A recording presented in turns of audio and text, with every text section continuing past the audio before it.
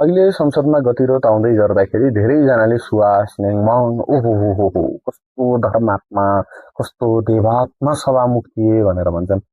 But याद गरौँ न, हिन्दू राष्ट्रको मुद्दालाई छोडेर संसदमा कहीँ कतै नभएको सेकुलरिजमलाई ल्याएर घुसाड्ने, भनौँ न कहीँ कतै कसैले प्रस्तावै नगरेको सेकुलरिजमलाई ल्याएर घुसाड्ने त्यो सभामुख सुवासै थिएन।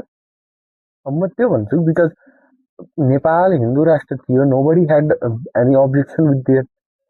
गिरिजाप्रसाद कोइराला स्वयंले भनेको छ कि होइन यो त कहाँबाट आयो मलाई पनि थाहा थिएन भनेर भन्छन्। र सुभाष नेवाङले आफू जिउँदै हुँदै गर्दाखेरि चाहिँ होइन मैले यो मुद्दा आफ्नो बलबुट्टामा ल्याएको हुँ भनेर भनेका थिए।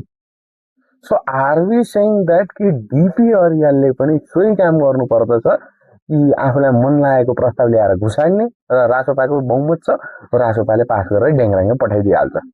सो के यो हामी भन्न खोज्दैछौँ सुभाष चन्द्र नेवाङ जो भनौँ न कम्युनिस्ट बास्टर्ड थियो, उसलाई जसरी हामीले भनौँ न माथि ताज भिराएर राखिरहेका छौँ के ऊ त्यसरी राखिने व्यक्ति हो?